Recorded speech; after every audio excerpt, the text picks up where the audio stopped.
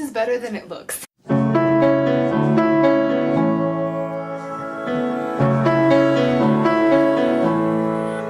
Hey guys, it's Hannah, and today I am doing my July wrap-up and August TBR. Even though it's like the middle of August, y'all should come to expect that wrap-ups are going to be late. Every book I read this month except for one I got at my library. And the one that I do have, I'm lending to someone, and I don't remember who. Am I lending it to you, Lisby? Do you have my book? Who has my book? So we just have the cover. So the first book I read in the month of July was To Stay Alive by Skeela Brown. This book is about a family who's a part of a wagon train on their way to California, and it is historical fiction, but it is based off of a true family. And it's told in a really interesting way. I wish I had the book to show you. Here's a picture of one of the pages. You can kind of see in a circle. They'd have some that were like lightning bolts. So it's told in free verse poetry, and it's also just a really pretty layout as well as really pretty writing. This book was absolutely fantastic and surprisingly difficult. I say surprisingly difficult because I've read a lot of Wild West wagon train-esque books and seen a lot of those kinds of movies, but this one had a different twist to it that is based off of a true story that totally changed it for me, to the point that this might be my favorite work on that time period. It caught me completely off guard. It broke my heart, but I still absolutely love the book, and you need to read it. Especially if you really like that time period, you have to read this. It was fantastic. It was super quick. Like I said, it's told in free verse poetry. It's just an all-around gorgeous and beautifully heartbreaking book, and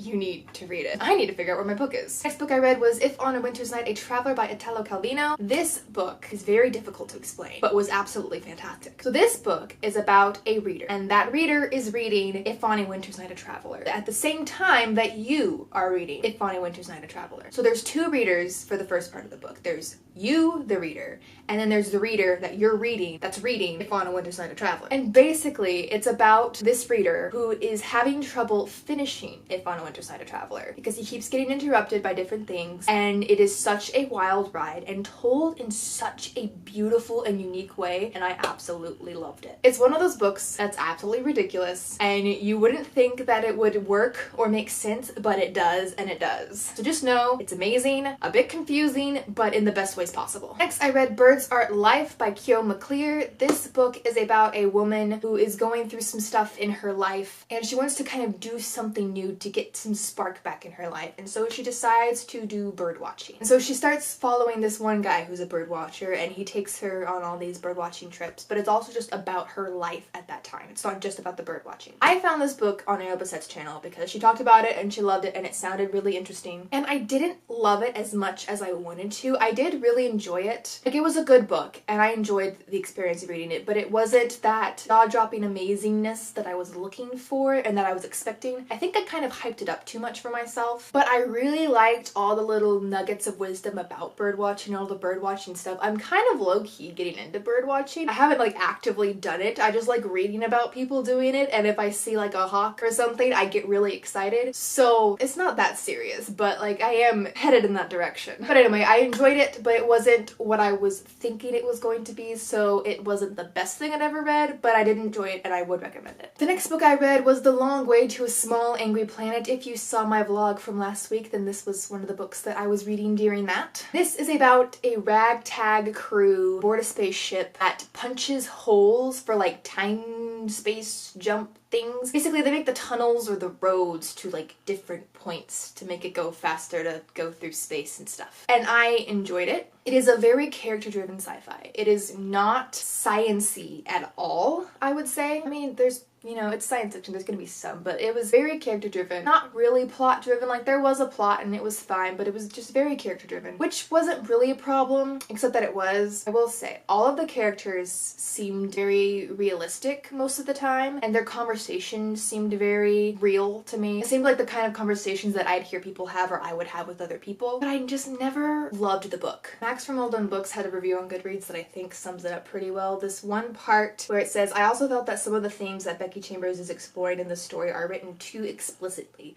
The reader can pretty clearly see the author's opinions in the story, and while I don't disagree with any of them, it made the reading experience less fun. Basically, the main problem was she was just kind of borderline giving a lecture on ethical principles, which the stuff she was saying I agreed with, but it felt really preachy, and that really took away from my enjoyment of it. Obviously, there's nothing wrong with talking about that, but she did it so excessively and like on every page that it just kind of got to the point where it's like you were reading a list of rules about stuff and not a story. It was just too preachy. It was like you were yelling at me, and I got tired of it. So I enjoyed it. I don't know if I'd really recommend it. If you're in the mood for a good character-driven sci-fi, it was good in that way, and the characters are fairly realistic, but it didn't blow me away. The next book I read was Weekends with O'Keefe by C.S. Merrill, and this is probably one of my new all-time favorite books. Fun fact, I listened to this podcast. It's called What Should I Read Next by Modern Mrs. Darcy. I will leave it linked down below if you want to go check it out. Basically, people tell her their 3 favorite books and 1 book they hate, and then she gives them recommendations on what they should read next based off of that. And ever since listening to that, I always think, what would my 3 favorite books be? Like, what would I say if I were ever on the podcast?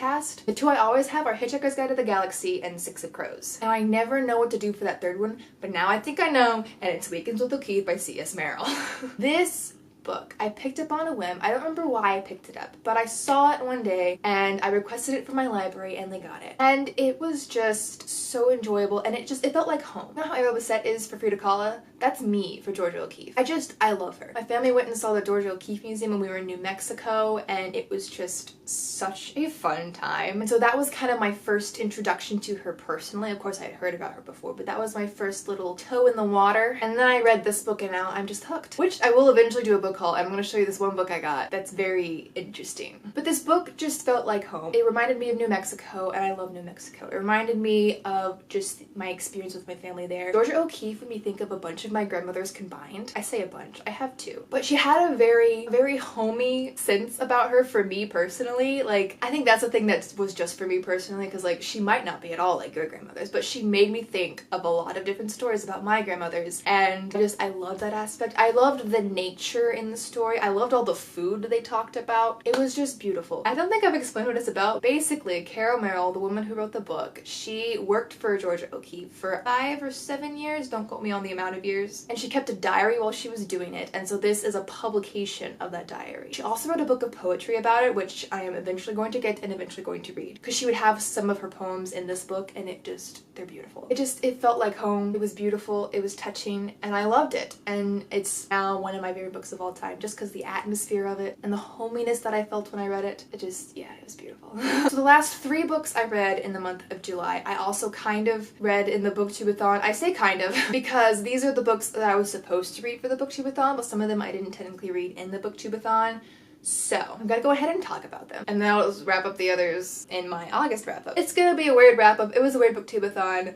You saw the vlog. We're just going with it at this point. So the first book I read in the booktubeathon was Nimona by Noelle Stephens. This is a graphic novel about a girl who's a shapeshifter, and she applies to be the evil mastermind's sidekick, and they do evil deeds. But are they evil deeds or are they not? It was just a beautiful graphic novel. I'm slowly inching my way into the graphic novel world, and so far all the ones I've read have been fantastic. I loved it. I loved the art style. I loved what happened. I loved I loved it. It was beautiful. Absolutely beautiful, and you need to read it. Next I read A Reaper in the Gates by Sapa Tahir. This is the 3rd book in the Ember in the Ashes series. Is that what it's called? I'm not gonna go into too much detail about my thoughts about this book because I did talk about it quite a bit in my vlog, so I'll leave that linked. But basically, I wasn't that excited about this book, and then I read this book, and at first I wasn't that excited about it, and then it picked up and it's left me excited for the next one, which is more than I could have asked for, and so I'm happy with it. And the last book I read in the month of July was Lumberjanes Volume 1 by Noelle Stevenson and some other people, I think. This book is about a group of girls who are at a camp, and they are kind of like searching for the supernatural, and it was gorgeous. I loved it. It was so funny, so quick and cute, and just I need the other volumes now because I love it and I want to know what happens next. Like, it ended on a cliffhanger and I wasn't expecting it to end because they have some like artwork in the back, and I thought I had more pages, but I didn't, and so it just stopped.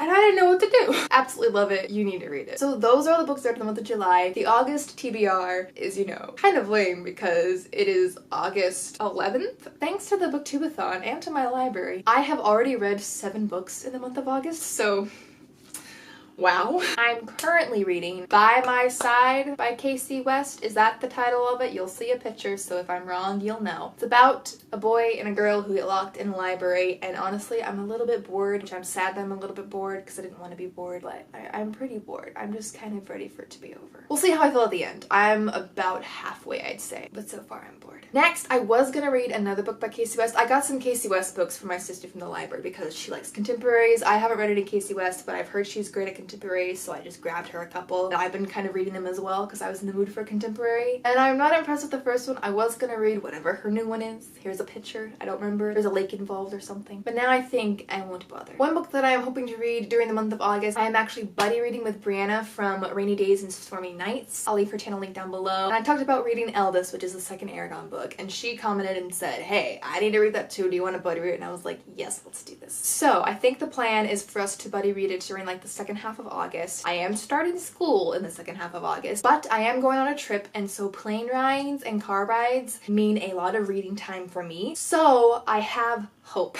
My plan is to get this done before school starts, and school starts for me on the 27th. I don't know if I can do it, but we'll see.